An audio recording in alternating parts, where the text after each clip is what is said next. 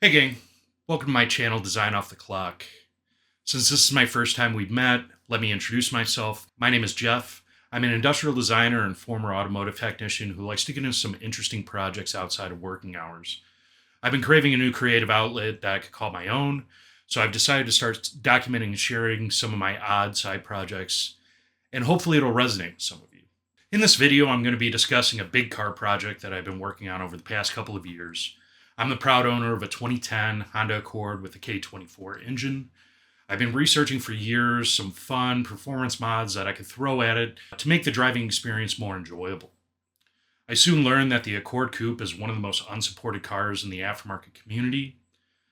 I think that's because the 8th and 9th gen Accord Coupes were a USDM only product.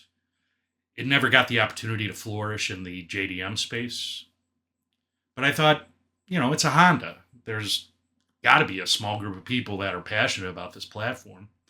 I started combing through the Accord forums, YouTube, for some answers. I ended up finding a channel, MilMast, run by Milan Mastrasi. Milan had an 8th gen Accord of his own that he had spent years doing modifications to his car. This was a super rich resource for me. He also did content on his Nissan 350Z and his Mini, but the Accord content for me was what I really look forward to. Milan had videos swapping in a Civic Si transmission, Accord RL Brembo brake conversion, installing coilovers, and a lot more. But there was one video that he released in 2020 where he outlined an engine build that he was planning on doing, where he was going to create a 300 horsepower naturally aspirated K24 with a 9,000 RPM redline. In the video, he methodically went through his plans and later released videos showing how to break down the engine to its core parts, and another video showing the details of why he planned his plan the way that he did. It was really clear reasoning as to why he did this, and I have those videos linked below. If you're planning on doing something like this or are just generally interested, I highly recommend you check out those videos. When all this came out, I was hyped to be able to watch along as he built his to see how much I would like to have the same for my own car. Months ticked on, and I was conducting my own Googling and research, and a lot of research into K-series builds in general. Then in 2021, Milan released a video where he announced he's selling his Accord and bought a 9th gen Civic Si with the same K24Z3 engine as he had in his Accord. He still intended to do the engine build, but just in a different chassis. I was good with that decision as his Accord was a daily driven Canadian car that was developing substantial rust. The downside, he stated, was that would kick the engine build down the road a little bit, but I was still on board to see how it would go. Milan had pumped out a ton of content doing mods on his new Civic and other cars after that video was released. During the pandemic in 2020, I had a lot of disposable time and money. In June 2020, I bought a new daily, so the Accord was just sitting. Rather than sell it, I thought it would be really cool to do Milan's engine build in my own car rather than waiting. I had reached out to Milan on Instagram to get his blessing and to ask a ton of questions. Milan was awesome at getting back to me.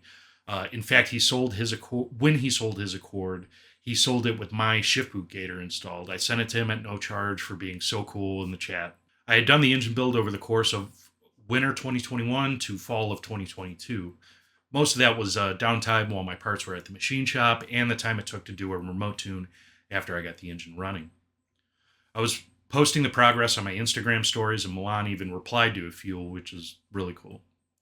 Unfortunately, about a year ago, Milan stopped posting any new content, and I had DM'd him in 2023 since I was traveling to Toronto and Niagara on vacation and wanted to get some recommendations from him since he's from the area. There was no reply to that message, and I haven't been able to confirm anything, but there are some people in his comments saying that he died in a car accident about a year ago. I'm super hopeful that that's not the case, but my heart does go out to the family if that is. I'll miss seeing him pop up in my feeds, and he was a really passionate guy who was building cars like regular people, and in the YouTube space, it was a breath of fresh air. I also noticed in the comments that there were a lot of people asking about the engine build. Since I had my build all recorded at the time, I thought this would be a great subject for my own first YouTube video. Hopefully I could pass the torch that Milan started. If you were as excited to see this project come together, sit back, relax, and enjoy. I'm new to YouTube, so please like and subscribe to follow the Accords journey even further than this project as we move into the future. So without further ado, let's get into it. Let's start off with exactly what I'm planning to do during this engine build. So to get us up to speed, I think we're going to need a poorly animated, incredibly simplistic rendering of the game plan. So this is going to explain what we're going to do. So on the right here, we've got a parts pile. So starting off, I've got a cylinder head from a first gen Acura TSX. This is a K24 A2 cylinder head. Otherwise, and it's also marked with an RBB on the actual casting itself. So the main advantage with this is you'll be able to have VTEC on both of the cams versus just one that I have here on my stock engine. And you would be able to have more control over the VTEC itself with cam advance on both the intake and the exhaust cam. It's also a better flowing head, so we'll be able to have much better flow through this head than what we have with our stock head. The other thing in the parts pile is a set of forged pistons and rods. So I ended up going with Wiseco pistons and Sains forged rods. We also have over here the high flow oil pump off of a S2000. So this essentially replaces the balancer shaft assembly that's there currently. This will allow us to be able to rev up to near 9,000 RPM. And then the last thing that we have, just to be able to give more performance, I'm planning on installing the Drag Cartel 3.2 street cam, which would still retain the VTEC, so you would have a low cam and a high cam.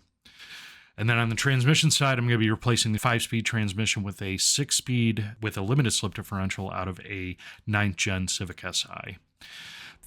I'm also going to be installing a lightweight flywheel and an upgraded street clutch kit that will interface with that and mount directly to the motor. So once I get the engine out and start to disassemble everything, I'm going to be taking the stock head off and the stock pistons are going to be coming out. We're going to be installing the forged pistons and rods, installing the new cylinder head, as well as taking out the oil pump the oil pump pickup that has the countershaft assembly. We're going to be installing a high flow oil pump instead.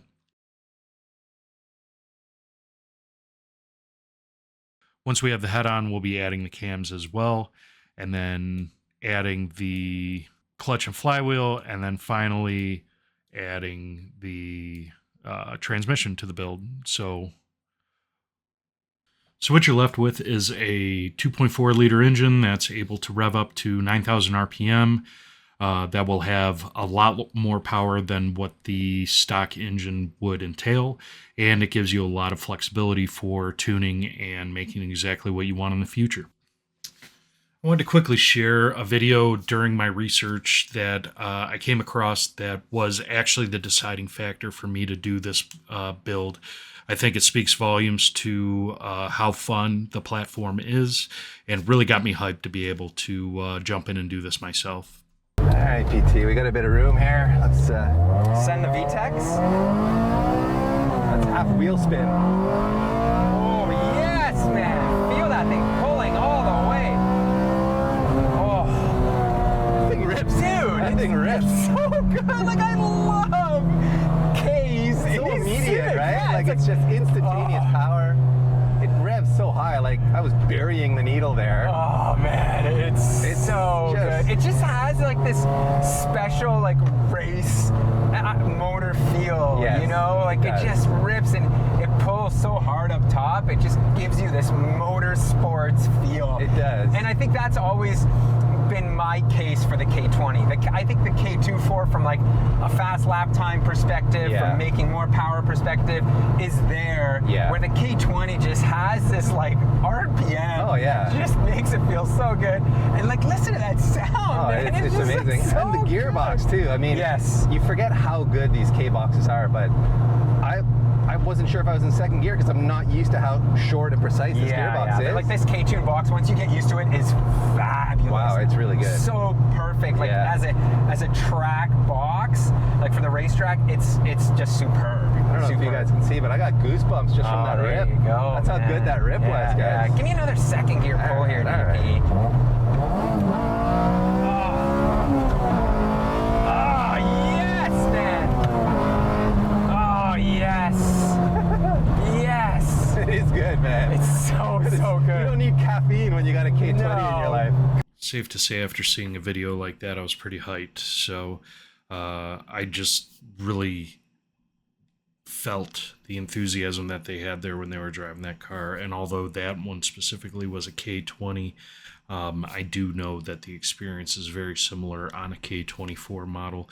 In fact, you tend to have a little bit higher power, as they mentioned in the video. So at this point, I was in. I'm going to make this happen. I'm going to dive in and make it happen, and started shopping around and got some parts on order.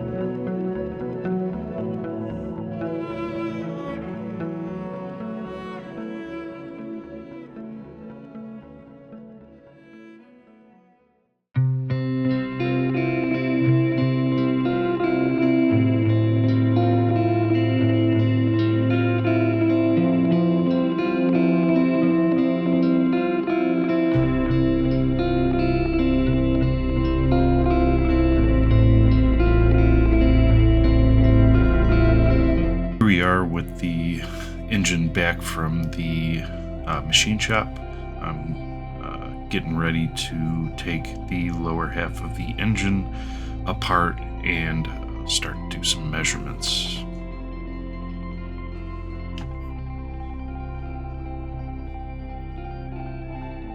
Starting off by cleaning out the block and all the oil passages just to make sure that there's no metal or debris in any of those passages, and I'm blowing it out with compressed air. Now I'm starting to lay in the main upper bearings into the block. I'm going to be using a product called Plastigauge. So it's a small strip of plastic that you lay on the journals like I'm doing here, and then you end up putting the other half of the bearing in it, as well as the journal, and you torque everything down and then take everything back apart and measure the amount that that little strip of plastic actually squished in order to get the amount of clearance that you have from the bearing to the journal of the crankshaft. So as you can see here, I'm marking out the torque sequence has multiple angles that you have to achieve after initial torque setting. So I'm going in and marking the block with those degree markers so that I know when to stop turning the bolt.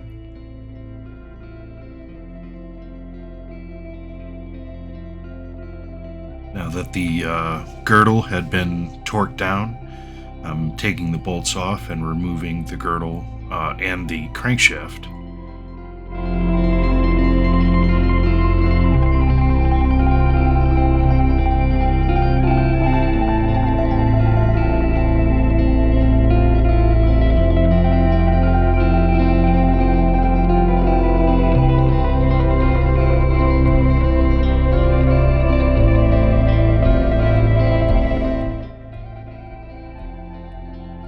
This is a look at what Plastigauge looks like and the packaging that you get.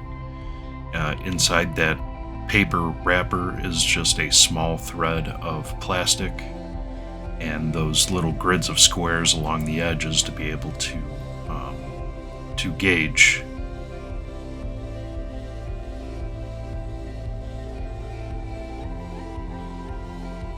This is just a different view showing the same thing of me laying the Plastigauge on the journals of the crankshaft, installing the girdle, torquing it down, and removing it.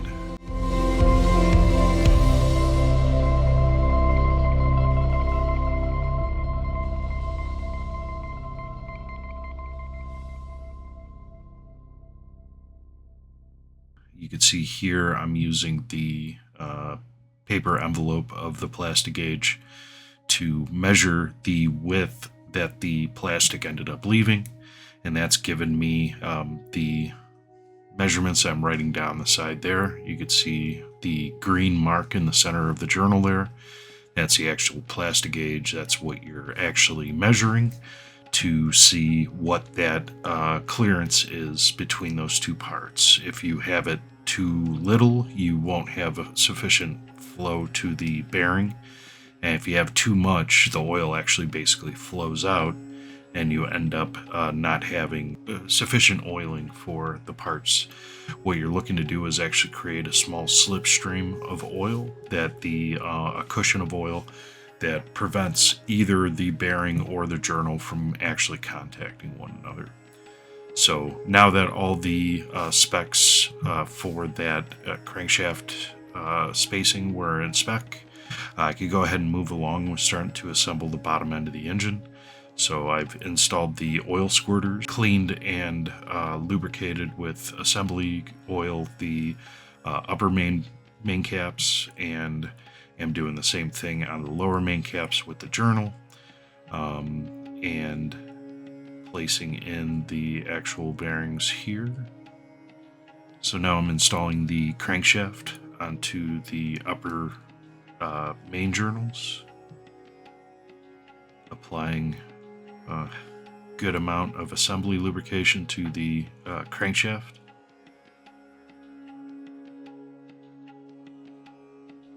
cleaning the mounting surface between the girdle and the block.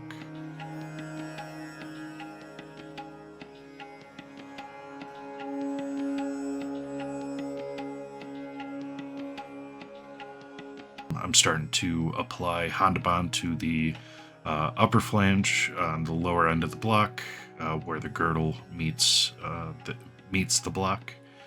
I like to put a bead on and kind of spread it flat with my fingers, so that way you get a nice uniform squeeze, and it limits the amount of silicone that could end up falling into the engine and blocking up the oil intake. Now that the Honda Bond has a good coating, I'm going to install the rear main seal, adding a little bit of Honda Bond to the edge of the rear main seal to prevent any kind of oil leaks. And then I install the lower girdle and get that knocked down onto the dowel rods and start to install the main cap bolts.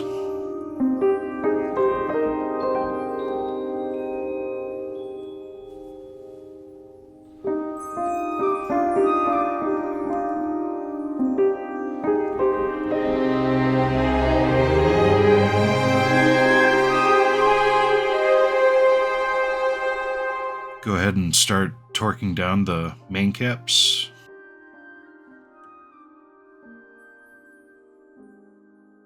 And for this one, I was actually able to get an adapter that went on my torque wrench that would be able to give me the rotational values. So you could see me.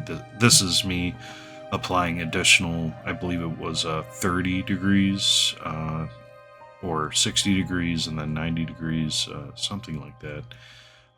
So I'm going in the torque sequence of that the service manual recommends.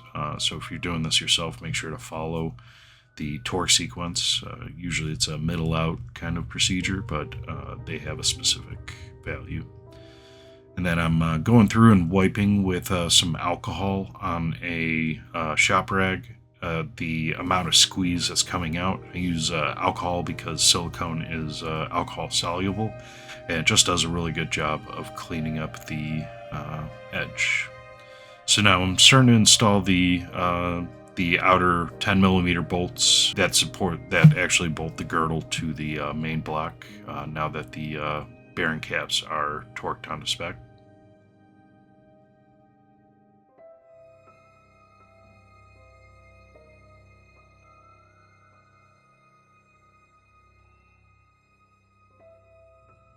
And torquing all these bolts down to the manufacturer's recommended spec.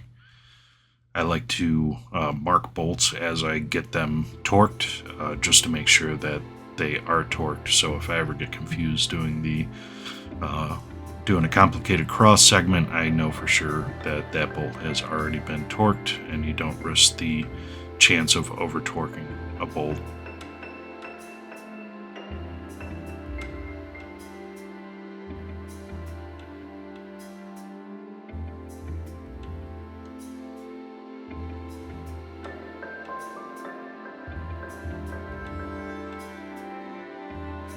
And next I'm spraying down the cylinders with a little bit of brake clean. Just spraying everything down, making sure that I didn't accidentally bring in any kind of contaminants or anything into that valley area around the crankshaft. Then wiping everything down with a lint-free cloth. And just, it's always helpful to be really detailed oriented when you're building an engine. So now I'm lubricating the cylinder walls in preparation for the pistons getting ready to be installed. So the next thing I'm going to be working on here is what's called gapping the piston rings. When you get piston rings from a piston manufacturer, they have a amount of space that once that piston ring is compressed that you can have between the ends of the ring. But if you have too much, you can cause too much blow-by. If you don't have enough, it could cause binding issues within the cylinder. So it's very important to be able to get this measurement within spec. That little silver chunk of metal that you see off to the right there is what you use. It's a diamond diamond grind bit that you could be able to grind down these piston rings in order to get them into spec. So you can see here I'm taking out all the documentation with all the tolerances and specs that we're aiming to achieve with these pistons. Making sure to mark the boxes that I'm going to be doing to the corresponding cylinders. You want to make sure that when you're testing these inside the engine that you'll see soon, that you're doing it with the corresponding cylinder that they're going to end up going in. Now this is a very important step to make sure that you don't rush it. You don't want to make any kind of mistakes here because this is as deep into the engine as you're ever going to get. So you want to make sure that you're checking the wrist pin bore to make sure that it is centered. Sometimes the wrist pins are offset from the center line of the piston, so you actually have a front side and a back side of the piston. So you want to make sure that the pistons are clocked correctly as well as in the right kind of orientation that the manufacturers are suggesting.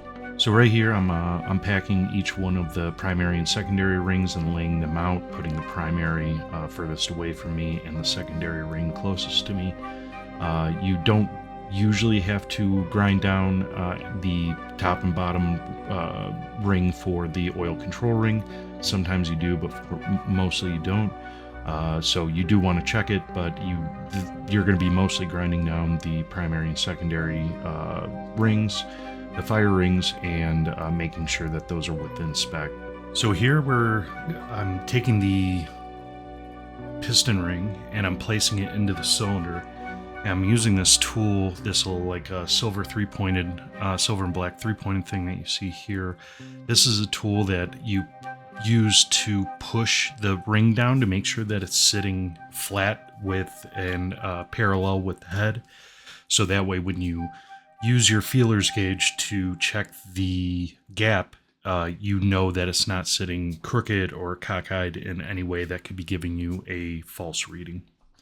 So you want to kind of sneak up on this measurement. You don't want to go too heavy and then remove too much material. So this is a very kind of tricky process to where you're doing the back and forth check, recheck, regrind process until you finally get to where the gap is within spec. So this is one of those tasks to where you want to be very patient and you want to be very thorough to make sure that you are not ruining any of these brand new beautiful parts. So you see me here, I'm installing the piston ring, checking the spacing, taking it back off, grinding, filing, and then putting it back into check. I'm repeating this process over and over again. And you're going to have to do this process to both the primary and secondary fire rings for each one of the cylinders. So in my case, I have to do this whole process 16 times. So now that the piston rings have been gapped properly, the next step is to take out the pistons as well as the piston rods and the piston wrist pins. And getting everything ready to install the pistons onto the connecting rods and securing the C-clip that actually locates the wrist pin inside the piston itself. Now this is one of those things that you have to be very careful of. Not all engines' wrist pins on the pistons are directly in the center line of the piston. So there is a possibility that where you could accidentally install a piston 180 degrees in the wrong direction, which could end up leading to catastrophic engine failure because that pivot point is in the wrong place. So right here I'm doing a lot of additional measurements just to make sure that in fact the piston is in the right orientation. I didn't see any kind of marking on the piston itself. Usually there will be an arrow that indicates the direction of the front side of the engine. This one didn't have it, so I was just being extra careful to make sure that I was installing things as I should. So the next thing I'm doing here is I installed the connecting rod onto the wrist pin of the piston, and you see me here struggling to install the little circlip that captures that connecting rod. This one is a floating wrist pin. Some wrist pins are actually pressed in where they don't have these circlips, but this one is actually a floating wrist pin. So I'm going through that process here on all of the cylinders to make sure that the connecting rod is properly connected down the line, and you want to make sure to stay organized in this position to make sure that you're not mixing up wrist pins and pistons with the wrong components. The wrist pins come packaged with the pistons, so you want to make sure that that the parts are the same because they're actually packaged together that way. So in my case here, I'm using Weisskopf forged pistons and Sains forged connecting rods. The factory crankshaft on Honda K-Series engines are forged from the factory. So with the addition of these two parts, the lower rotating assembly is now 100% forged and super strong to be able to handle some of the abuse. One of the other things I did here, because I am running a naturally aspirated engine, is these pistons are increased from a 10.5 compression ratio to a 12.5 to 1 compression ratio. So this will be a much higher compression engine than what you would see from like a stock piston, which is going to allow me more power, but it's going to limit in the future my ability to either add a turbo or add a supercharger, because you want to run lower compression ratio on forced induction engines to limit the likelihood of detonation.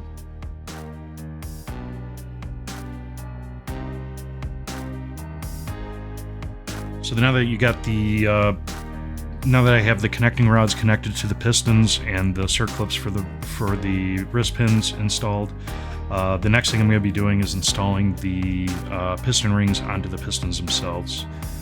Since I mark the boxes with which piston corresponds with which ring set, I could be able to grab each box, open them up, and because I marked on the rings themselves which one's a primary and which one's a secondary, I could easily just understand which one's which, and then be able to start to install onto the pistons themselves. One of the keys with piston rings is you want to make sure that you don't stretch or twist the rings in any ways that could cause it to actually bend, basically. So you want to make sure that you're putting it over the ring, feeding one end of the ring into the ring groove, and then just kind of working your way around the piston, not pushing anything, not forcing anything. The other thing too is you want to kind of work your way from the bottom of the piston up. So you want to start with your oil control ring, then go to your secondary ring, and then your primary fire ring. You want to make sure before you go to install them into the engine, you want to make sure to follow either the piston manufacturer or vehicle manufacturer in regards to piston ring clocking. So you want to make sure that the piston ring gaps are offset from each other by 180 degrees. This way, if any blow-by happens past that primary ring, it doesn't pass the secondary firing ring into the combustion chamber. Once the piston rings are clocked, you can install the piston ring compressor to the piston rings themselves to be able to compress them into the ring groove that's milled into the side of the piston. This will prevent that ring from catching the edge of the deck as you install the pistons into the block. Once that ring skirts past that piston ring compressor, it will be captured by the cylinder walls themselves. So that way it will prevent any kind of oil blow-by. But if you try to use anything without a ring compressor, you'll do damage to the rings and possibly damage to the block itself. So make sure to always use a piston ring compressor. The compressor that I'm using here is a solid ringlet that's actually made for the bore of my engine. So this tool would only work on my engine or an engine with a similar bore. They also make squeeze style compressors that are more universal and can work with multiple size pistons. But in my case, it ended up working out really perfectly. So you're going to compress the rings, bring the whole piston assembly over to the block, Install the piston into the block with the piston ring compressor sitting flush against the deck of the cylinder head, and lightly give it a tap with the handle of a hammer. And one of the things you really want to be careful of is the position of your crankshaft when you're doing this. What I like to do is rotate the position of the crankshaft to where the journal for the crankshaft is at its lowest position, because if you have it up high like it would be when the piston's at top dead center, the connecting rod could end up contacting the journal of that crankshaft and damaging it, which would then cause you to have to take all this back apart. So you want to be very careful when you're doing this. I've seen guys in the past that would take fuel hose or coolant hose and put those over the studs as they're going in, so it limits the likelihood of contacting the crankshaft and doing damage. But in my case, if you just rotate the crankshaft to where it's as out of the way as possible and are a little bit careful, you have the whole stroke of the engine to be able to work with as far as wiggle room. And you just have to make sure that you're guiding from the bottom side as much as you can as well, to prevent any contact with the walls of the cylinder walls themselves. So now that I got the pistons installed into the cylinder walls, I'm actually pushing them down to where the journal is connecting or contacting the rod bearing itself, so that the piston is fully seated onto the crankshaft. And I'm installing the cap for the connecting rod onto the connecting rod. Off camera, I'm applying assembly lube both to the connecting rod side as well as the cap side to make sure that on their first startup, this engine will have some kind of lubrication present before the oil pressure actually provides oil during that initial startup.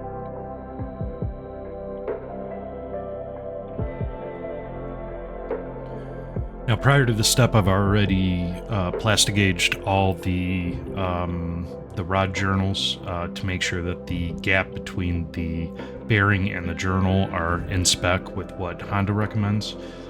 So at this point, I don't need to do any additional measuring.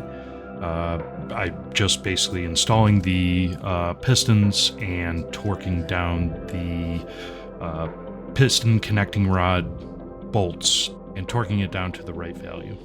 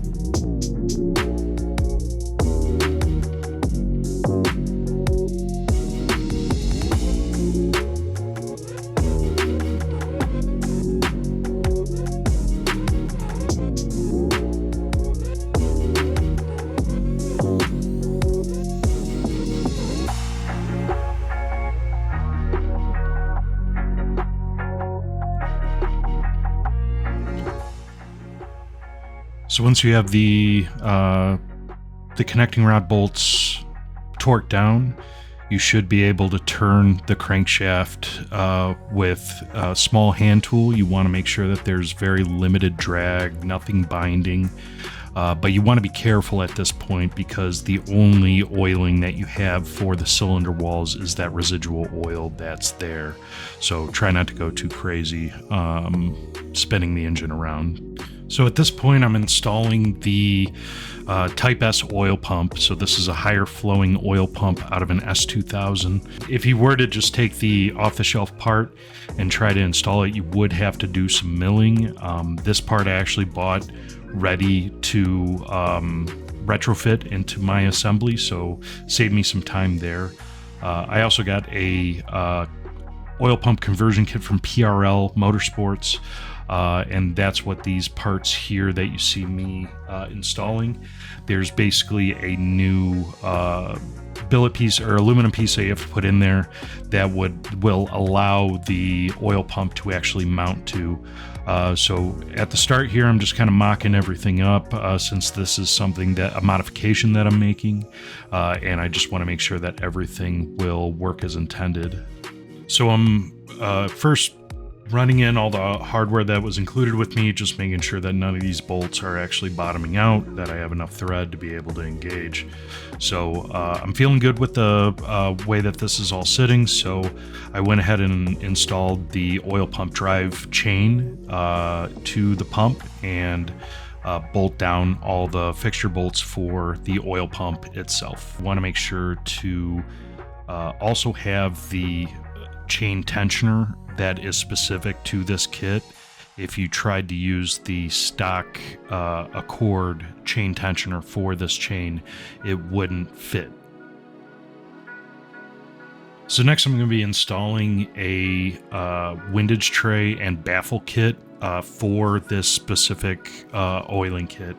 So this windage tray is to replace the stock windage tray that's part of the balancer assembly that's in the lower part of the engine. My vehicle has an oil supply that was provided to that balancing assembly that is no longer needed because I'm installing this high flow oil pump. So the PRL kit comes with a small plug that you bolt into place that has an O-ring that will prevent the oil pressure going to that port or block off the oil pressure going to that port. In the stock format, there's a brass plug that sits in that port that you're going to have to drill and pull in order to install this aftermarket part that will block it off. If you don't block off this port, basically all the oil pressure is going to be spraying back into the oil pan and you're going to have really low oil pressure. So this basically cuts off that artery that was feeding that component so that you can be able to retain a stock level of oil pressure, if not a little bit more with this improved setup.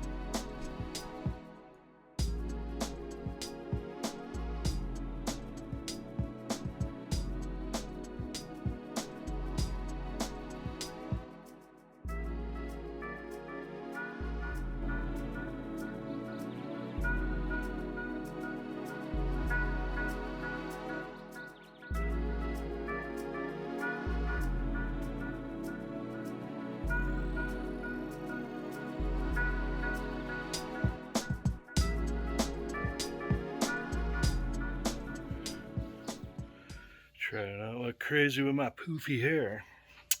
All right, what's up, everybody? Here's a little check-in on the progress that I've been working on. So here is the engine. So I was trying to install this baffle.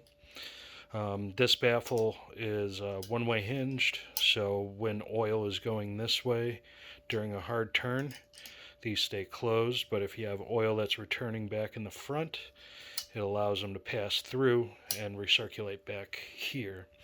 One of the issues I was running into was right here, where this tab comes up and comes around to this oil pump bolt. This was solid, so I had to go in there, do a little notch. You have a total of these 3 bolts here that hold it in place. They did have a provision for a bolt here through this hole, but as you can see that, maybe you can see, the hole isn't threaded. There's a collar where the thread from this side of the bolt stops. I actually dropped a bolt into the engine accidentally when I was trying to put a bolt through there.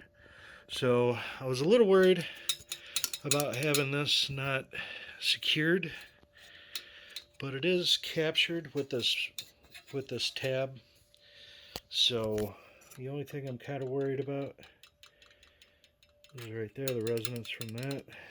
As of right now, I've got it together. I just need to torque down these bolts, look up the torque, what it is, and then do it. And, you know, I think it's going to be just as chattery with these things, so I think I'm just going to let it go. I'm going to final torque these bolts and get the oil pan on and get ready to flip this whole assembly over. Start to do some of the final clearance checks on the top side of the motor.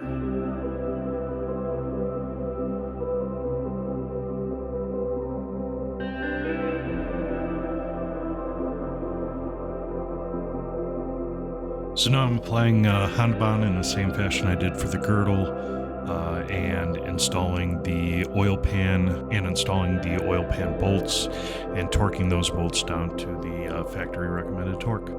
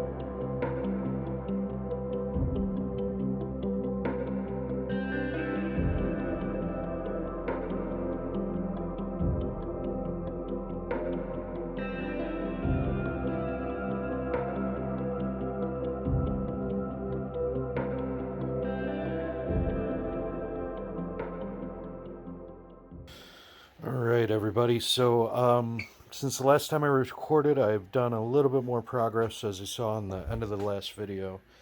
I got the oil pan installed, and just for kicks I went ahead, I was a little bored during the lunch break this week, so I went ahead and installed the water pump assembly that fits onto the side of the block here. Added some silicone. That's all the gasket that you need to be able to use in here. I used Honda Bond. Got the bottom end basically locked in. Focusing today on the installing the cylinder head. I have the cylinder head here. Slow Motion Motorsports in Sunbury, Ohio. Did a fantastic job decking and rebuilding the head with new valves. Springs, double springs, and titanium retainers. They did a great job. So I'm going to be installing this head. This is the 2000 5 to 8 TSX head, the RBB Honda K24 head. The main thing that you get out of this is, as you can see up here, you get VTEC on both cams. The stock Honda had VTEC only on the intake cam, but this one is going to be both. So it'll be a better flowing head. It'll be a better for variability when tuning, and I think it's just going to be the best overall option for the Z3 block. There was only one modification that we had to get made. So this is the stock Z3 head gasket that's on here. So this is the head gasket that came off of my Accord. So as you can see right here, there's only one port that's slightly different, is this oval right here. When you look, everything else matches up, and before I took this to the machine shop, my block had this same opening. One of the things I had them do is right here I had them weld in some aluminum, and then when they machined it down, it gave it a nice flat surface. And this is just a cheap Velcro gasket that I have. I gave to the machine shop to be able to used as a guide when they did the weld and did the fabrication. So now, if you remember, the Z3 had more of an oblong going vertical. I can actually show you here. So you could see when they're next to each other, what was going to happen was there was going to be a little gap at the end of this round here that would have stuck out past the block. The A2 head doesn't have a provision there that the Z3 block does. So this modification was necessary to be able to do this head swap. So I was able to get that all filled in. As you can see now, this is an A2 head gasket on a Z3 block. And all the passages are going to match up perfectly for the A2 head that the RBB head that I'm about to put on. So I actually have a Honda gasket, so I'm going to take a quick second, set everything up, and I'll be switching over the Honda gasket and then getting the head ready to go on.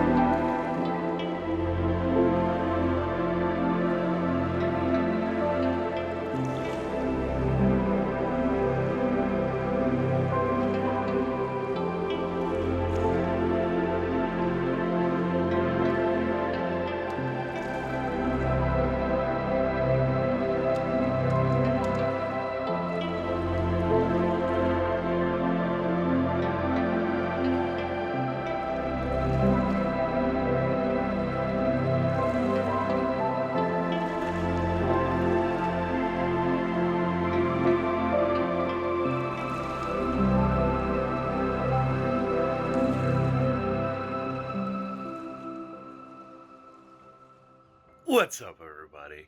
So yesterday had a bit of an issue with the head bolt stud kit I got. Wrong kit. So went to the dealer, got 10 new head bolts. The bolts do stretch. I didn't check the old ones. I figured there was a dealer by me that had them in stock, so it was 60 bucks. Might as well go ahead and get a new set. So got those installed yesterday, got them torqued down. It was 29 foot-pounds, additional 90, and then I have two different service manuals. One said an additional 60 degrees if you are installing new bolts. The other one said an additional 90. I went with the 60. I don't know. I was a little worried with everything that happened there with chasing the threads and everything, so I figured the lesser would be the best way to go. But got everything bolted down. So today I'm going to be fitting on the rocker and cam journal assembly. I'm going to have to completely disassemble everything, clean it, oil bath it, reassemble everything, get it ready to go back on there. So I've always had issues trying to get these to where they don't go down, because if you look at the top, there's like a little notch that has to fit around these spark plug tubes. So you have to keep them perpendicular with the block. or else they don't fit down over. It's kind of a pain in the butt. So I have an idea. I got some thinner plastic straps. I'm going to try something to where you can actually bridge across the two. So with the helper, be able to hold those upwards while I kind of drop it down on the block. That might be a little bit of a learning experience, but yesterday while I was off camera, I was excited that I was able to get some progress done on this. So I went ahead, installed my DC oil screen that's right there, installed coolant temp sensor, oil pressure sender, this I think it's a VTC something or other on the back. Got a new one, so I went ahead and installed that yesterday. So it was nice to start to see some parts come off the table and out of these bags and back onto the engine. So yeah, I don't know. I was in a mood yesterday, had an extra couple minutes, was feeling pretty good about being able to get the head installed. So yeah, so that's gonna be the next steps, trying to get the top end of the head together. So hopefully by the end of the day today we'll have a valve cover on here and we could start putting together all the timing components on the front for the timing chain, get the cams installed, get the cam gears, all that fun stuff. So yeah, gonna go ahead and get started. So here I'm starting to lay out a couple of different tubs so that I could be able to take the rocker assemblies off of the cam journals and our rocker journals, clean up the bearings as well as the hardware and the caps. So you can see this whole assembly slides off of those two pipes that you see on the right there. Those are for the pivot point for the rocker, as well as the oil supply to the rocker bearings themselves. The roller portion of these rockers roll onto a tappet that opens and closes the valves. So basically what I'm doing here is scrubbing it in soapy water and then rinsing it in the tub that you see to the left there. So as I'm cleaning each one of these rockers, what you don't see is the white and black bins. Those are individual for each grouping of rollers. So I'm keeping track of them as I take them off so that I'll be reinstalling them in the same order. And each one of those tubs is filled with oil, so I'm allowing those parts to submerge in that oil in order to pre-oil the bearings, as well as pushing out any remaining soap that could be left over from the cleaning process. One of the things that you have to be careful of with these stack of rollers is that there's VTEC pins in the outside as well as the inside roller that you see there, and there's also a spring. So you have to be very careful to make sure that you don't allow that piston and that spring to kind of fly out when you take these whole assemblies apart. So you'll see here I have some zip ties that are kind of holding the whole assembly together, because if you didn't have that, they would be allowed to kind of slip independently of one another, and then those pins, as soon as they kind of slide past each other, then those pins, because of the spring pressure, will cause the pins to go flying. So you want to be very careful when you handle these rockers, because if you end up losing one of those springs, you know, you'll have to go to the dealer in order to be able to find a replacement.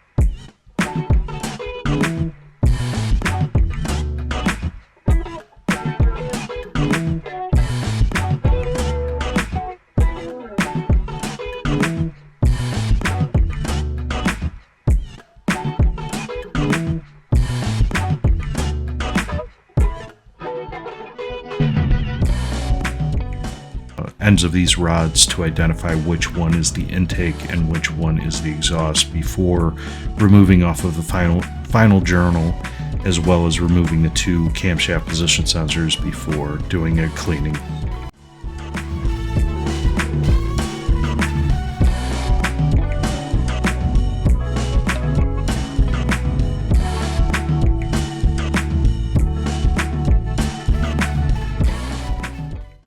So now that everything is clean and blown off with compressed shop air, I'm now getting ready to reassemble the assembly overall.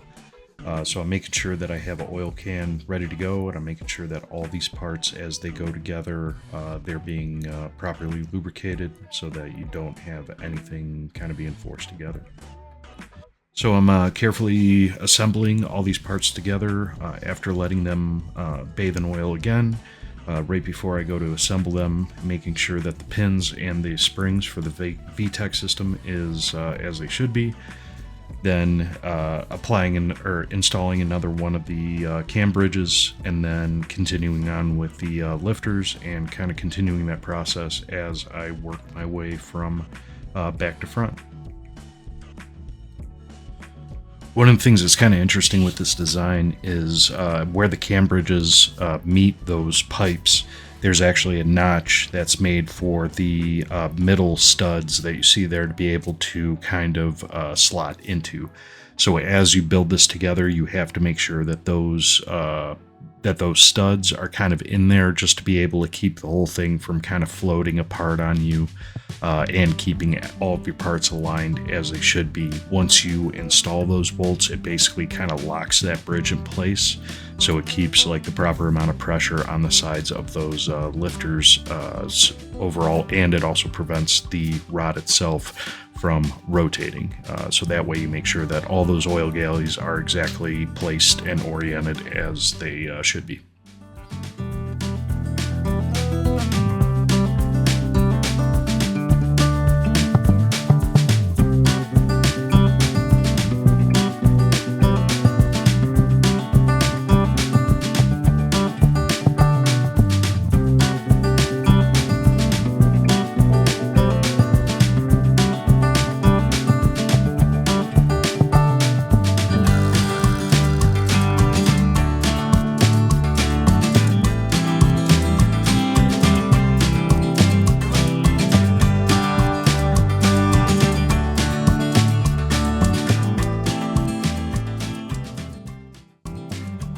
So now that the whole assembly is together, and each one of those VTC or each one of the roller assemblies have been individually bound together with a zip tie, basically what I'm doing is I'm putting another couple of zip ties across both of the cam rollers, so that way I could be able to kind of wrap my hands around those cable ties and take the whole assembly over to the engine, like you're going to see here in a second, without any of those lifters kind of falling down and making it difficult to be able to slide past the spark plug tubes. So as you can see, I was able to grab that, and it all slid on really easily. So just double checking to make sure that all the bolts are able to kind of thread into place, and making sure that it's fully seated on the dowels. One other thing to mention is the service manual did recommend putting a couple little dabs of Honda Bond in the corners where that whole assembly mates to the top side of the head. There is a small portion of that will be exposed on the backside that doesn't have that doesn't get covered up. So you have to make sure that there's a good seal going across there. So just make sure to reference the service manual when putting this together for yourself.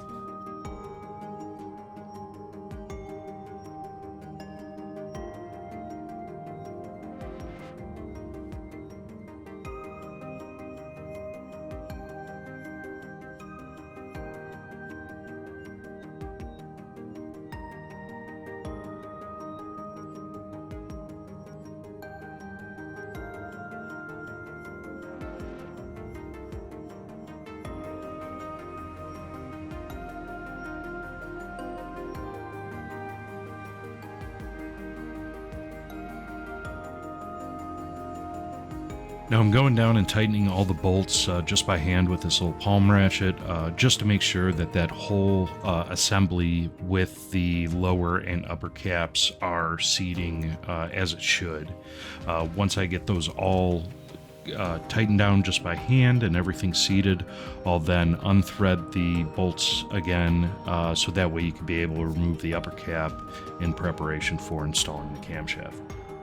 Now, because this head is out of a different vehicle, and just in case if some stuff was moved around by the previous person that I bought this cylinder head from, I'm using the stock cylinder head that you see there in the tub, just to verify exactly where I would have a stud versus a bolt, to make sure that it will stick through the holes in the valve cover as I'm going together. So I'm just kind of mixing and matching, trying to get all the right bolts and studs in the right place so that I can be able to install the valve cover once all the other, the camshaft and all of the other components are assembled on the top side of the head. So now that you have that all kind of sealed up, taking off the upper cam caps for each one of those bridges. I do have them marked for which one is 1 through 5 there, and we're going to go ahead and install the camshaft.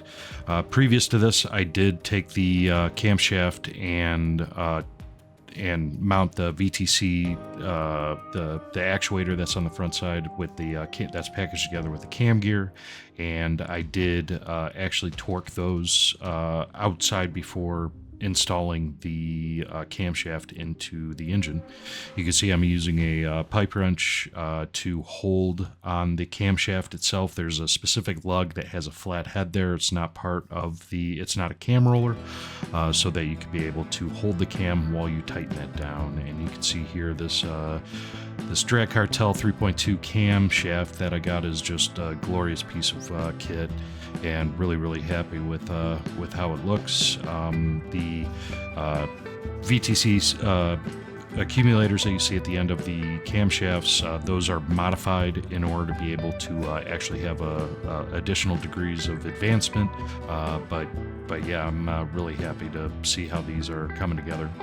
So, using assembly lube to make sure that both sides of the journal, our camshaft bearing journal, are nice and lubricated so that they're not dry at startup. And I'm placing the rod caps that you see there, and I'm placing the caps over top with the bolts. What's up, everybody?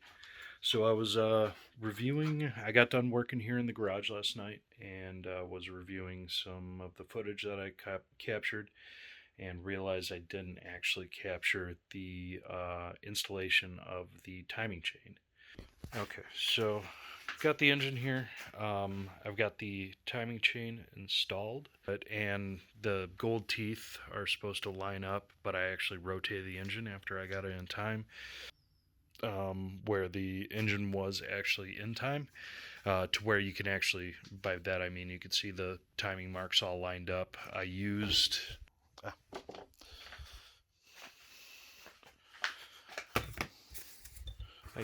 this K-tuned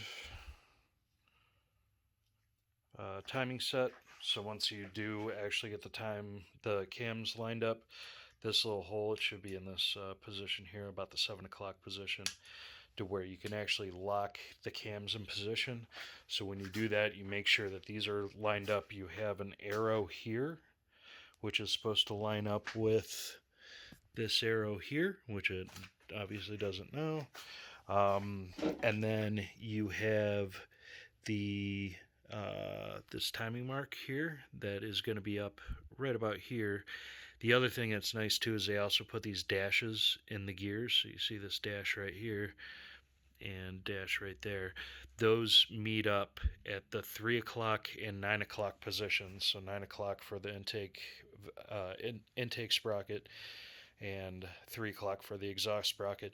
So there's a lot. What's really nice about this engine is it's really easy to make sure that you got everything timed up right, which I appreciate. I've worked on some, especially timing belts, have been a little bit of a guesswork. So for right now, I was contemplating taking everything apart for you guys, putting it all back together just to where you could be able to see. But I think what I'm going to do is just borrow another YouTube creator's content. I'll be sure to credit them. Sorry about that. That was actually a really exciting step. I went to go get the camera when I pulled the pin out of this for probably the most anticlimactic extension of this. It was not very exciting, but was able to. That was when I noticed I didn't record video, so my apologies. I engine freely spins, I would show you, but I'm trying to keep the revolutions to a limit. One of the really cool things that I bought was this DC chain guide. So basically what happens is this bolts in where these two bolts that look similar to this, where it has a collared end and then a threaded portion that go into this plastic part right here. That's an oil pump chain guide. You replace those two bolts with these Allen bolts that come with it. This has a foot that goes down into that to where it holds, pressure on everything. And what's nice about it is it hugs the chain really nicely. The reasoning for this, besides it looking really nice and being a shame that you're going to cover it up, is if you ever have to pull the cams as a service item with the engine still in the car, what happens is when you pull the chain off of the intake and exhaust sprocket is this drops down, and then now you have to pull the front cover off to be able to make sure that your sprocket down here is in time. So one of the really nice things is that it holds that here, so it keeps it from dropping down, so it'll actually hold in time. So that way you can replace your cams, replace your head, whatever reason you're in the top end of the engine for. So really cool thing. So next thing I'm going to be doing on this is I'm going to be doing any of the final torques that I need to do on this. I need to do a final torque on this bolt. I need to do a final torque on this bolt. Final torque on these two. And then I was actually looking up something. I had a torque spec of 17 foot-pounds, I believe it was, on all these. 18 foot-pounds, something like that. So I couldn't find a sequence, so I just kind of worked middle out, which is good. Good thing, but actually looking over it, I found a sequence now. I think these actually have these main ones, except for these two small 10 mils, or three small 10 mils. I believe they have a higher torque rating than what I actually torqued them to. So if that is the case, I'm going to go ahead and just loosen, retorque this whole thing just to be 100% sure. So one thing I'm really excited about is getting everything done on the front cover, getting the front cover installed, and I already pulled out the piece de resistance, the K2 valve cover I got. This is actually a DC collaboration, a Drag Cartel collaboration. Got this when they were running a holiday sale. Was a little worried about the white, but it's actually really grown on me. And I think the contrast between black parts and white parts, the white valve cover, I think is going to be really nice. I've already mocked it up into place, just kind of see how it looks, make sure the hardware kit worked out as it was supposed to, because I didn't want to keep doing the on and off treatment with the valve cover. So going to be going through getting the gasket kit all together, making sure I have the valve covers all done up with the new gaskets, get the new front seal put on that goes around the crankshaft, get the front cover, harmonic balancer, water pump, start to get some of the accessories on, get the valve cover on, get this thing to where it's going to be, I'm not going to actually put the intake and the exhaust on just yet, because I want to drop this back into the car. It's a little bit easier without the intake and exhaust manifold on. So I'm definitely just going to do a mock-up. I'm going to hang the header on it. I'm going to hang the intake on it with a couple bolts. I'm really excited to see what this is going to look like all together. So the next thing I'm doing here is actually going to be setting the valve lash on all of the valves.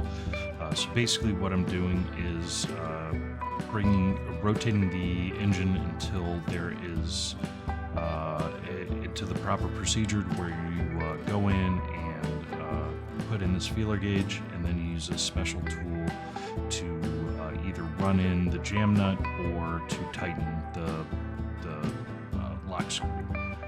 So you want to make sure to follow the procedures in the manual, and make sure that when you are checking this, you're checking it without any tension being put on the tappet from the lobe of the cam. So you want to make sure you're off load.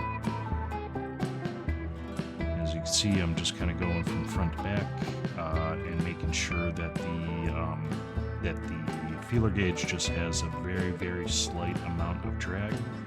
And then in order to tighten those jam nuts, you just want to kind of make them good and tight. Don't over tighten, but also don't leave them loose.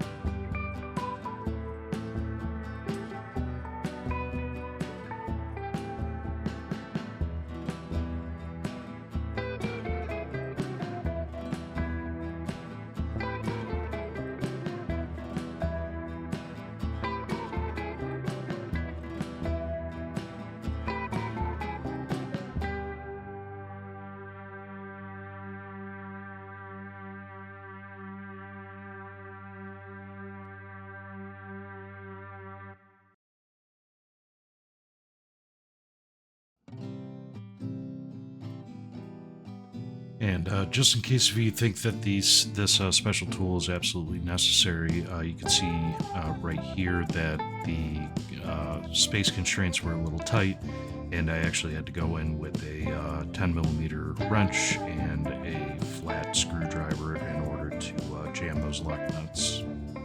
So you don't have to have the special tool, it just makes it a little bit easier on you.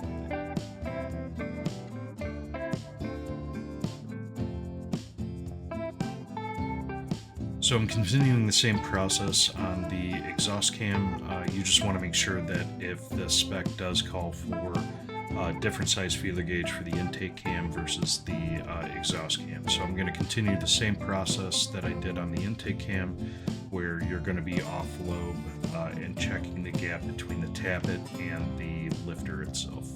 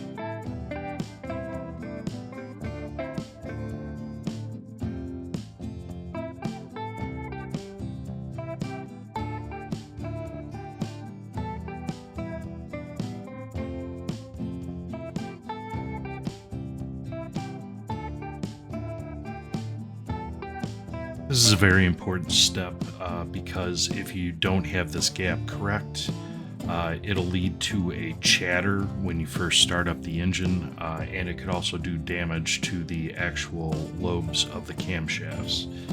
So you want to make sure that this is a regular maintenance service that you do about every 30,000 miles, whether you're building a new engine or just maintaining the engine that you have in your daily driver. Especially on K-Series Hondas, this is one thing that you want to make sure to check periodically and make sure that it's within spec. If it's not, it's as easy as loosening a bolt and tightening a screw, and then tightening that bolt again. So make sure that you do follow this procedure as you go.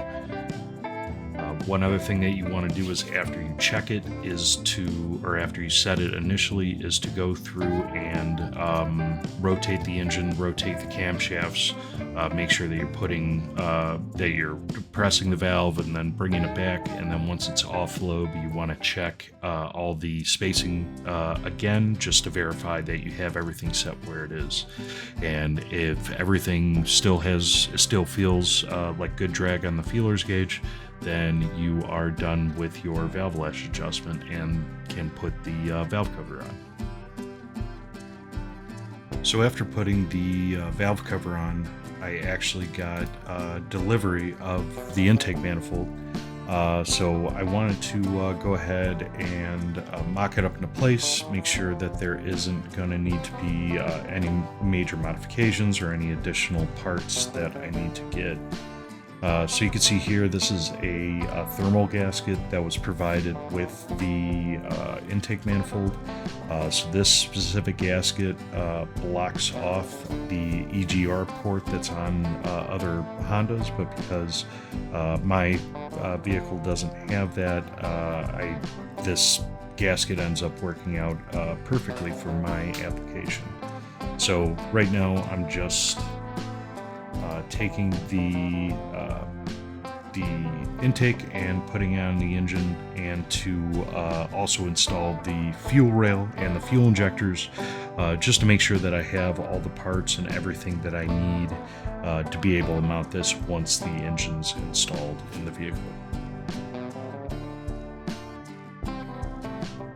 As you can see, it's a pretty tight fit getting the intake flange to mate up to the side of the head. But I was able to do it without doing any modifications to the water pump bracket that the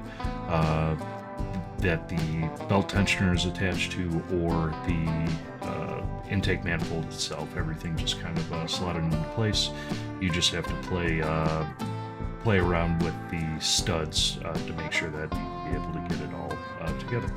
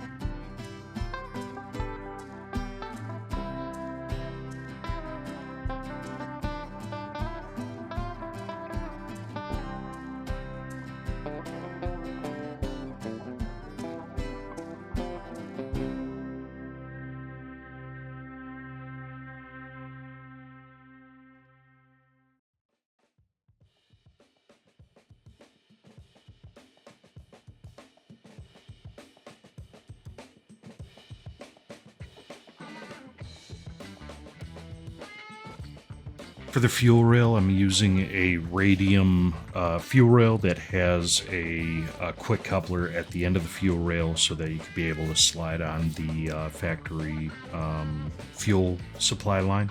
And then I'm also running a Deechworks 750 CFM injectors, I believe.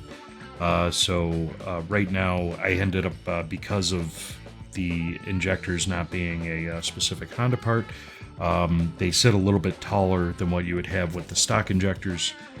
So I'm playing around making sure I have the proper amount of spacers between the intake manifold and the fuel rail to make sure that that fuel rail is supported.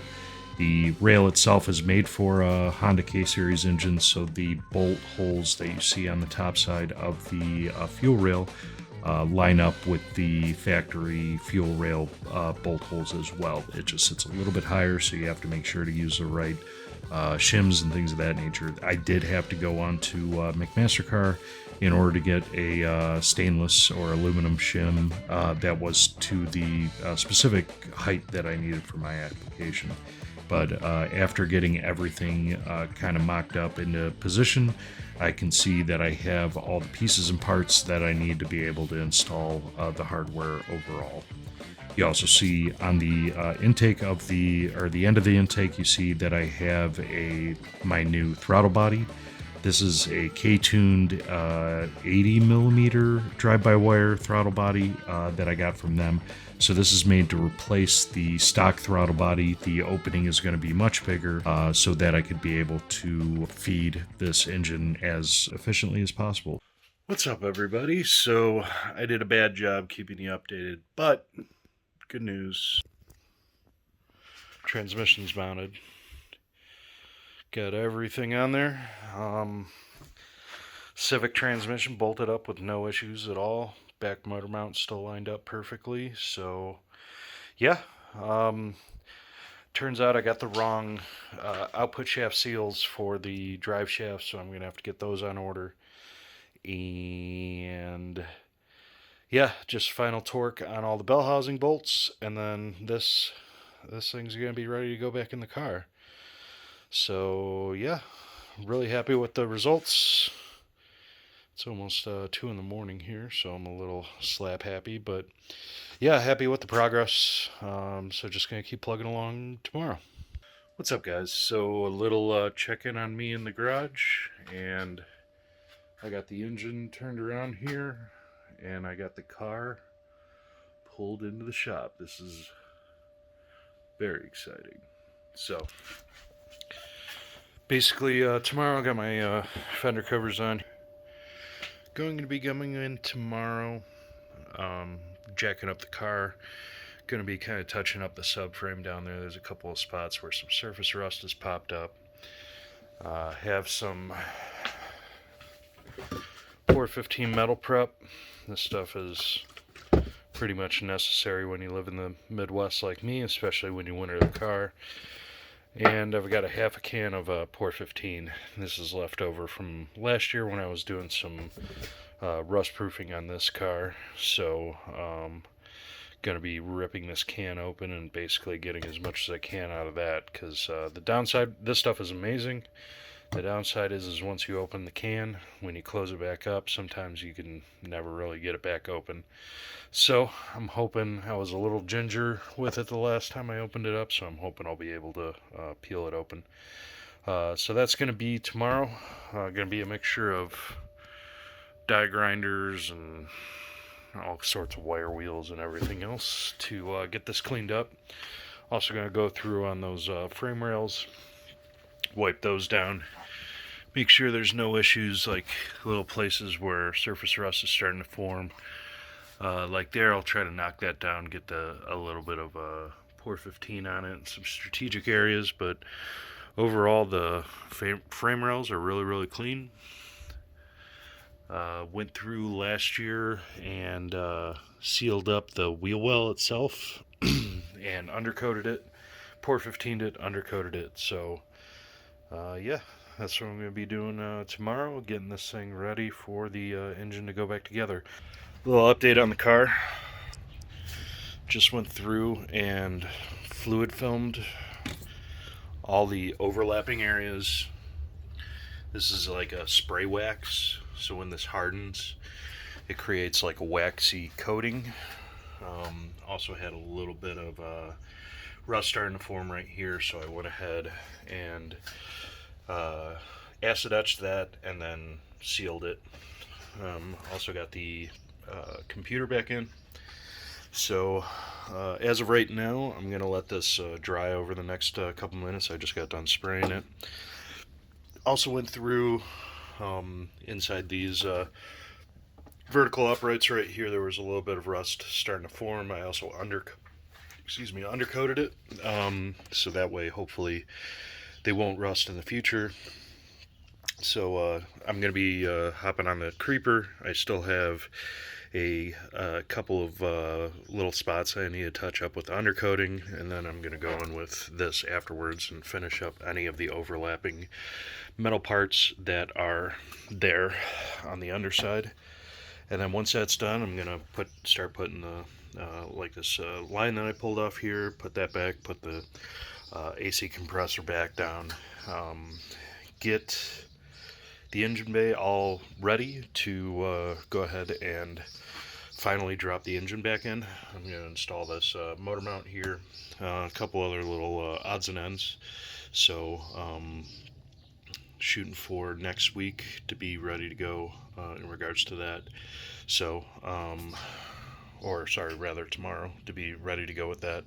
So gonna go ahead and do that, do a couple other little prep things, go in and do my last final clean before the engine goes in, since this is going to be my last time. Next plan of action is going to be finalizing all the remaining wiring that I have left over to do. There's 2 plugs that I need to extend.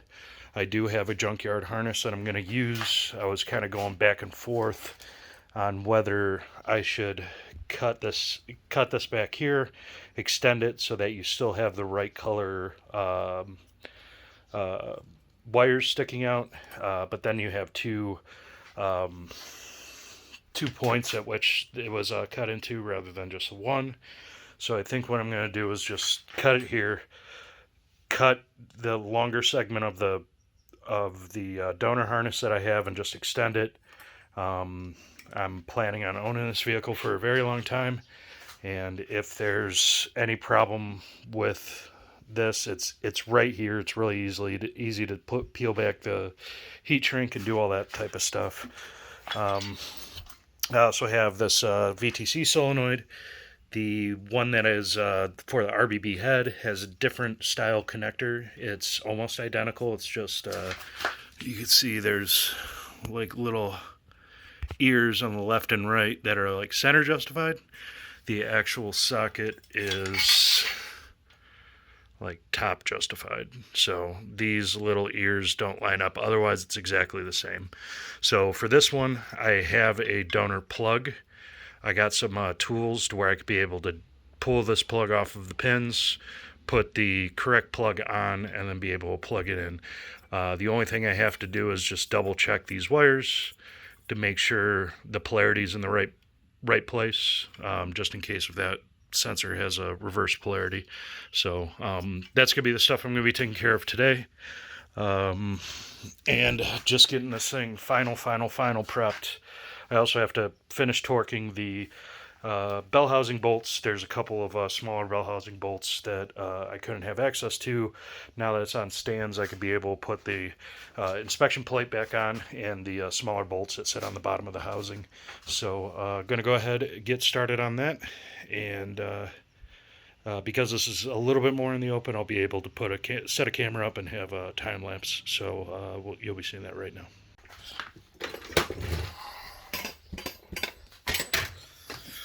Alrighty, so just got done installing the motor mounts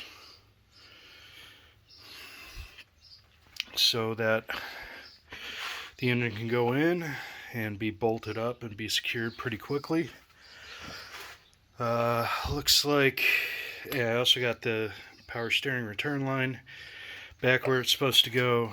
I got the wiring harness for the fans back in place. I've got the vacuum line to the front motor mount installed. There's a mount on the bottom side of that the line attaches to. So looks like we're getting pretty close. Alright, so a little update. I was actually able to take apart this plastic housing that all the wiring actually lives within. I was able to undo some of the looming and some of the wrap that they had and actually make this wire longer without having to cut it. So I have it nicely routed back in here through the PCV system, and then plugs in right there. So pretty happy with the way that that turned out. Happy that I don't have to hack into the wiring. So one last piece, and I also installed a vacuum line here on the throttle body. It looks like I could be able to kind of do something like this and get the intake installed. Eventually I'm going to buy some new hose, longer hose, to where I could be able to route that a little bit nicer, but just working with what I got for right now. So it's the next day here. I'm working on the car still. So as I had mentioned, got everything in the engine bay installed and ready for the engine. So next thing I've done is I've final torqued the bell housing bolts, all the motor mount bolts. So this thing's 100% ready to go in. So if you remember before, I had it running long ways to where the pulleys were basically facing this way, and the transmission was facing that way. So I installed this swivel shackle that actually worked great, because otherwise it would have binded and wanted to go back to that original position. So I was able to get the jack stands out from underneath, because I'm going to need them for the car here. Put the engine on some dollies and blocks, just kind of not have the full weight of the motor on the chains, just in case it's pressing against anything. I'll think about that a little bit, but gonna jack up the car, remove the factory exhaust. I just ordered an aftermarket catback system. Up until now I had everything up to the cats. Yeah, I'm keeping a cat on this because I need it for emissions reasons. As well as it's the right thing to do. Modern cats don't really rob that much horsepower as they used to. So got a high flow RV6 cat, gonna be rocking that. So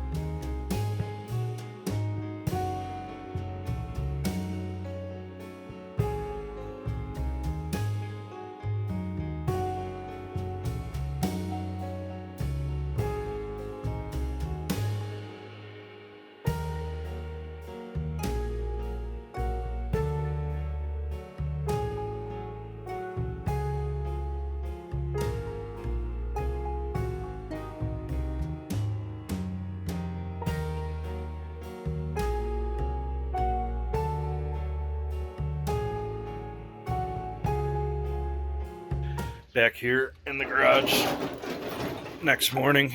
So as you can see, the shop is a bit of a mess. I've been having to transport a lot of stuff inside, outside, all that fun stuff. But for the most part, everything's together. Was able to get the bottom motor mount bolted in yesterday. I have one more bolt on the back motor mount back here. So you can see I have the other three are in but loose. So I'm gonna go underneath and jack the engine up a little bit just to kind of wiggle it up and down so I can get that last bolt in, because it doesn't quite line up. So that's gonna be my major plan of attack today. I also have a little bit of a vacuum system I gotta get together. One thing I'm gonna have to figure out is this guy. So on the stock intake there was a bolt location that had it go something like this. That is no longer there, and I need this stud down here for this ground, so that needs to do that. So I'm gonna have to try to come up with a alternative mount for this thing to put it somewhere, but for right now I just kind of have it in there loose. So that's something I got to figure out.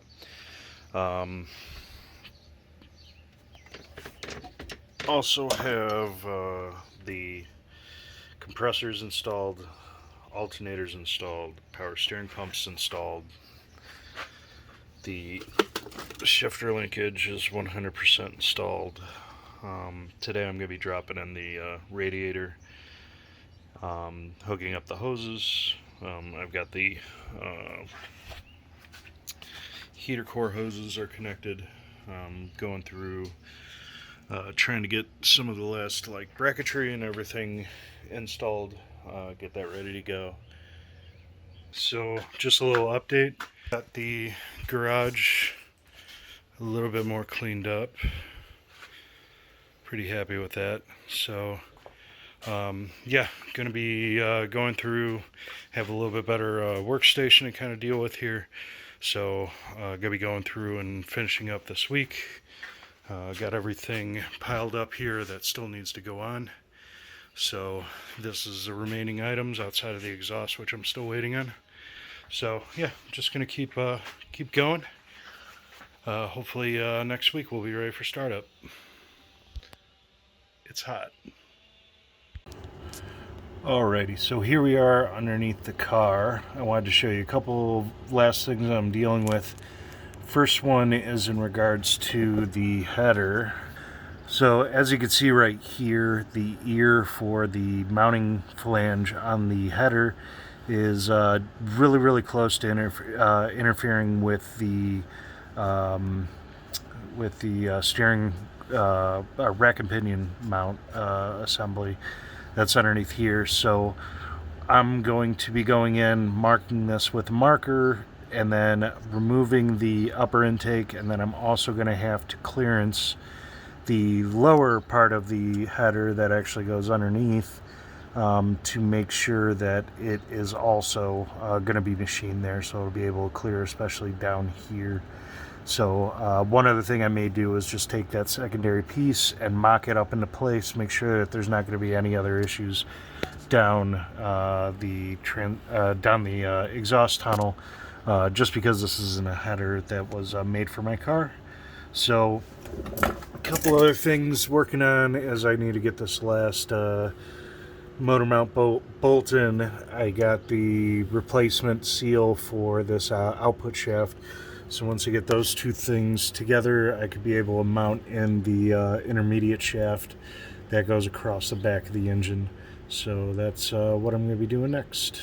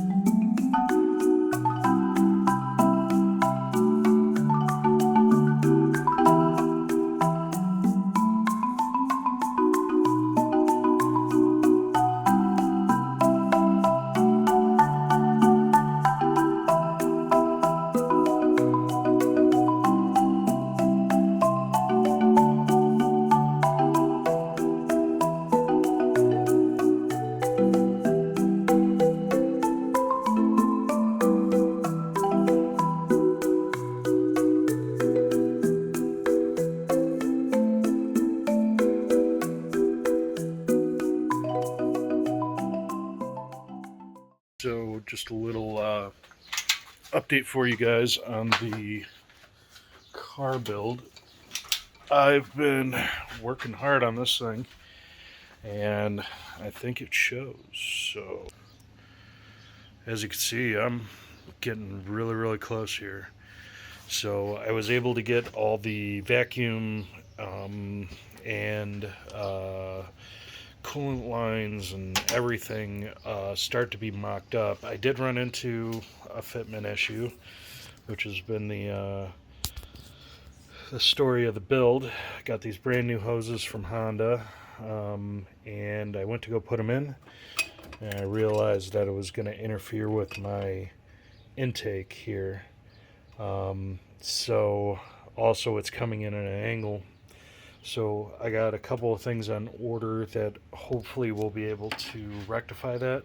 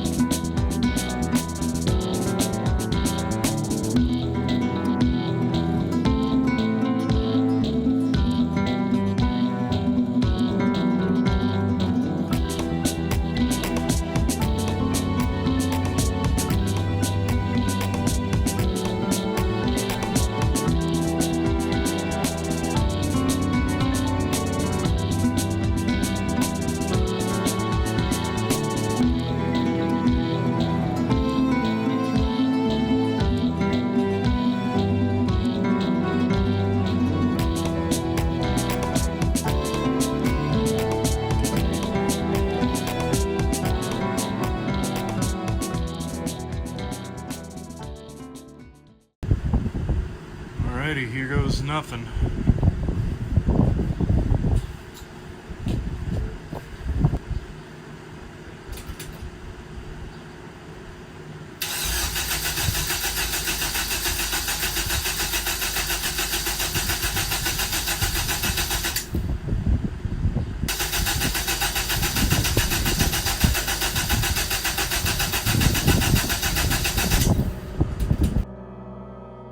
Well, it didn't start. The good news is that there was really strong compression when I was cranking it. I think there's just something wrong with it that's actually causing it not to either pulse the injectors or have the ignition go off.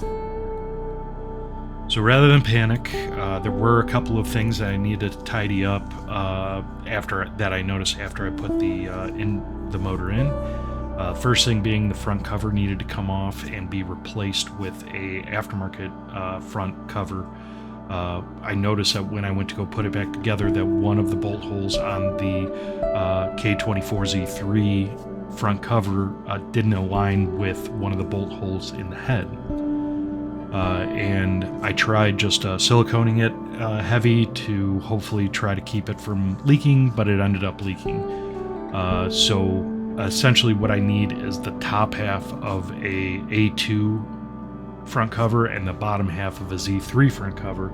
Unfortunately, I wasn't able to find anything at first, but then I stumbled across K-Series Industries hybrid front cover that they make, and I got this on order right away.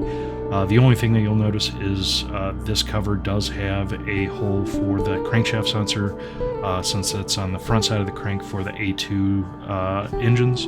All you have to do is plug that with a sensor and just leave it unplugged. The Z3 actually has a crankshaft sensor on the back side of the engine, so you're just basically plugging up this hole. While I had the valve cover off, I wanted to take a look at something, and while it was off, I noticed that the tone ring at the end of the camshaft that was installed on the A2 cylinder head had a different pattern in it than what my Z3 engine had. So I thought there might be a chance that that camshaft position sensor isn't picking up the right. Now that I got that part swapped out and I got everything put back together, I'm going to go ahead and try to start it up one more time. Keep your fingers crossed.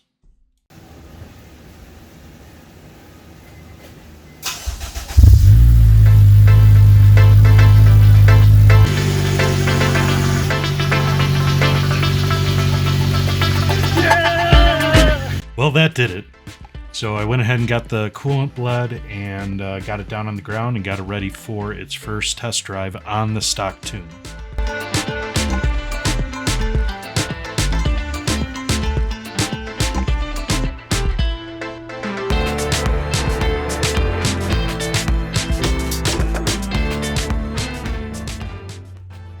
From here, I started about a 2-month process where I was doing a remote tune with my tuner, Derek Robinson. Basically, what that entailed is me data logging a drive under specific driving conditions, packaging up that data file, sending it to Derek. Derek would then review it, make changes to the log, send that back to me. Then I would flash a computer with that updated log, and then repeat that process and slowly as we went through that process, Derek was upping the RPM range that I was able to go to, slowly bringing on VTEC, and as well as adjusting the fuel map to make sure that I'm safe, have a good, safe, reliable tune.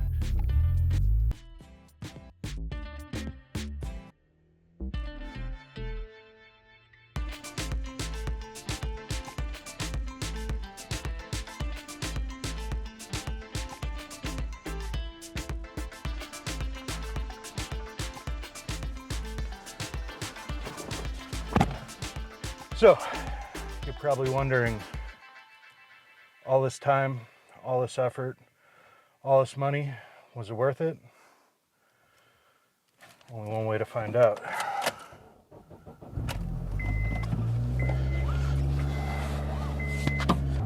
So I got the car running, and I had to figure out a way to tune the engine. So that was one of the first things I ran into. After I got the engine running, I had to make sure to keep it under like 3,000 RPM, so just granny shifting it everywhere. Just wanted to make sure that everything was drivable.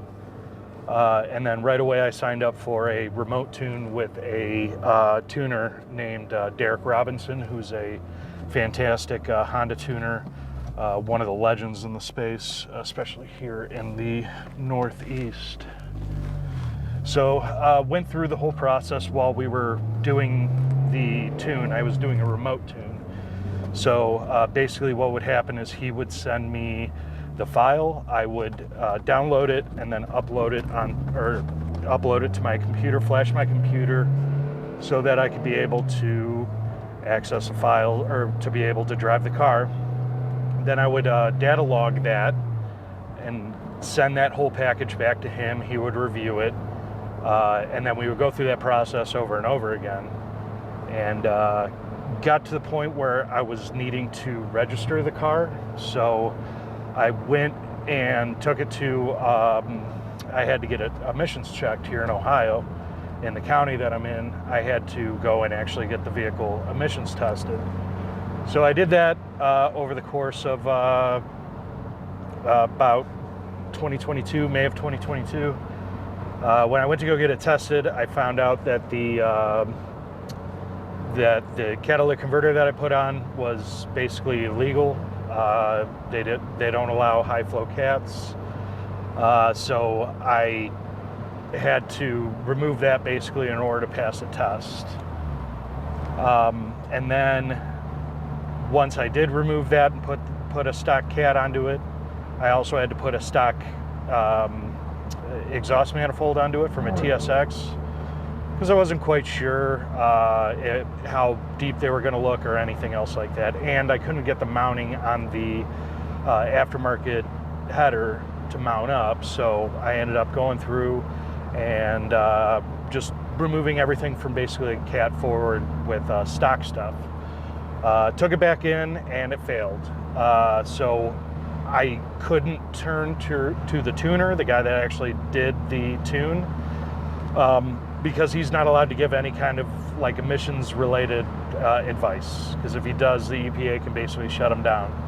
So I was on my own, went through about a 5-month process of trying to drive the car, get the drive cycles to revert, and then see if all the systems were coming back green on my scan tool. And I just couldn't get it to go. And I messed with it for months, and then it turned out to be that there was a option in K-Tuner that is you uncheck to disable all the ignoring a misfire codes and things of that nature, but there was one for misfires specifically that you have to check to enable or check to disable. So there was one that was backwards, and then once I finally clicked that one, re-uploaded the file, put it onto my K-Tuner, and then drove it. All the drive cycles were replaced, and I was able to go through and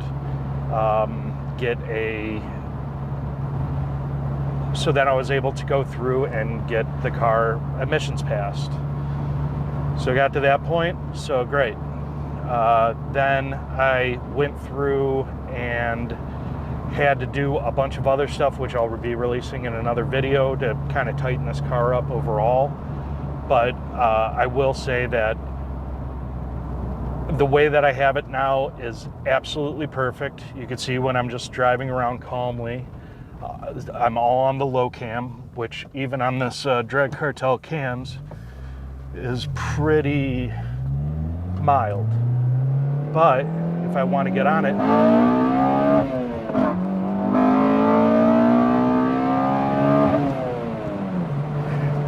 just like that. So one of the things that's just absolutely amazing is the VTEC cam on this cam. It is so good. You get that old school crossover to where you're at low revs, and then that VTEC kicks and you can actually hear the difference. Man, it's so good, and it's so addictive. All you want to do is just hang it up there in the high revs and just keep pushing on it. Now, I'll be honest, this isn't a horsepower monster. This isn't like a 1,000 horsepower car or anything crazy like that, but it's so fun just to be able to ring it out, and you're not doing like 1,000,000 miles per hour. But if you row 3 of these gears a full way out, you're at a $110 in like 3rd gear going into 4th gear. So it's piped it up pretty substantially. So what I'm gonna go ahead and do is pull off, get some fuel, and then I'll come back on.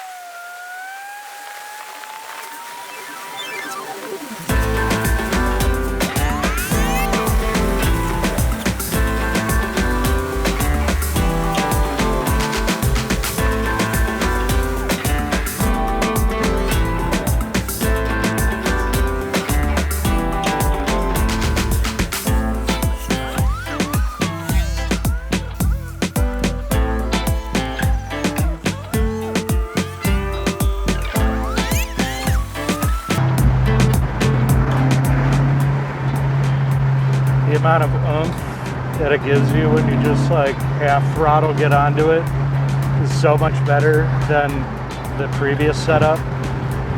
Hopefully the wind isn't too bad for you guys. I do actually have a caliper on the left rear that's like hanging up. I was smelling some burning brakes. So sorry, I'm gonna have to keep this open for a second. Hopefully it's not that bad. I do have a lapel mic on with one of those wind things, so hopefully it's not too bad. I'm sorry if it is. But yeah, the thing that I really like about it is it just drives like a stock car, really. Like if I didn't have the suspension on here, it would just feel like a normal car. But the extra power that you get and the traction that you get is so much better with the limited slip differential in this Civic transmission. So I've just been over the moon with the quality of how everything ended up turning out. It acts just like a regular car. Since I got the dyno tune done, the tune is like spot on. But I do have some areas to where I could be able to add some power. It seems like my biggest restriction, according to my tuner, is the amount of airflow that's coming in and out of the head. So I'm currently looking at some options to where I could be able to swap back into the exhaust setup that I had before with the header and the high flow cat. I need to try to see if there's anything I could do to do that legally. One of the biggest things that I've been trying to get knocked out is all the little things. So I've been able to upgrade the suspension, upgrade the brakes, upgrade the tires, upgrade the overall kind of body, the interior experience. And I still have some things that I've done, and I have some things that I need to do still in the future. But I'm just so excited, you know, so happy with the way that this all turned out in the end. It really exceeded my expectations. This is one of those cars to where when the fall sets in, I get a little bit of, you know, depression going on because I know I'm gonna have to put this car into storage for the next like 4 or 5 months. But on the flip side of that is when springs finally come, man, it's so nice to be able to hop in this car and just rip it. And you know, it's not 1,000,000 horsepower. I'm not doing 400 miles per hour. It's a decent, livable, sportier kind of car. I mean, if you think about it, this is the kind of horsepower that like V8 muscle cars were getting in the late 80s and the early 90s. I think the 5-liter V8 that came in the Fox Body Mustang was like 235 horsepower. So when I got it dyno tested, and again, I'm on all my emissions stuff, so I'm on a factory exhaust manifold and a factory cat. Everything else back from the cat back is aftermarket 3-inch stainless exhaust.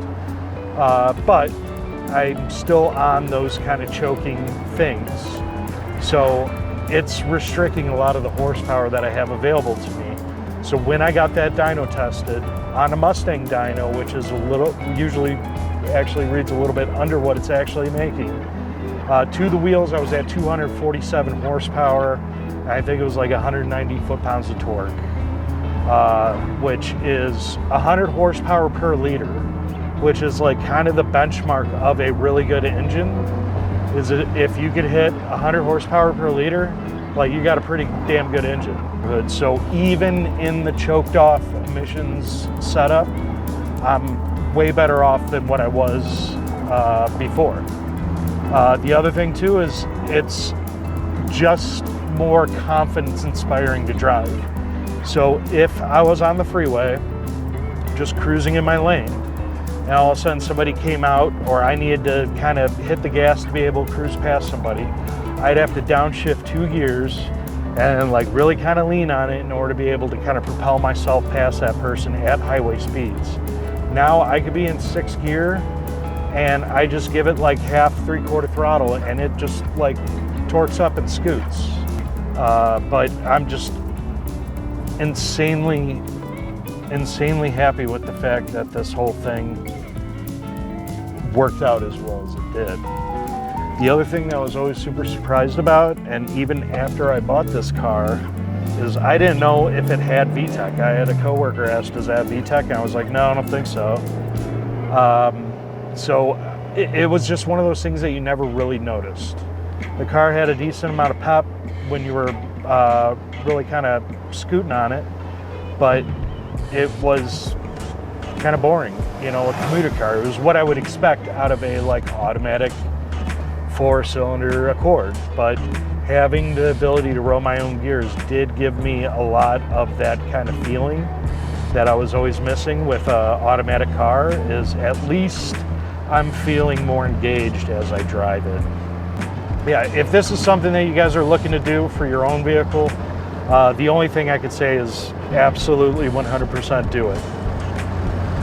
It's one of those things to where you could be able, I found a cylinder head on Facebook Marketplace for like 250 bucks with the cams, and I did everything to the engine at about probably $6,000 to $7,000, which is a bargain when you look at the price of some of the 4-piston engines or any of the built crate engines that you can get. You can find these Z3 engines in junkyards for a couple $100. I think when I was searching around, it was around $600 to $1,200 in that kind of range. They came in the Elements, they came in the CRVs, they came in the Civics, they came in the Accords, they came in everything. So they're everywhere.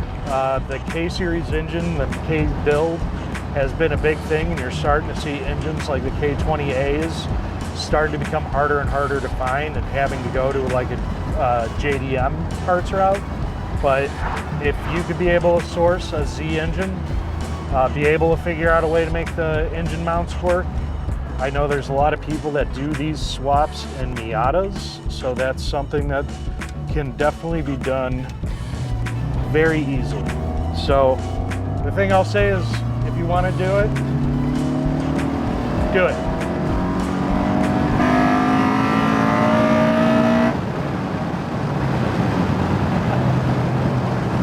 Yeah, baby.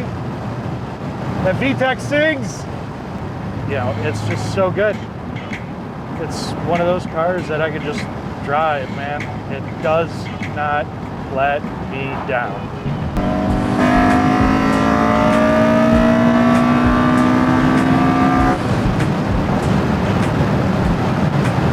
Do it. You should definitely do it.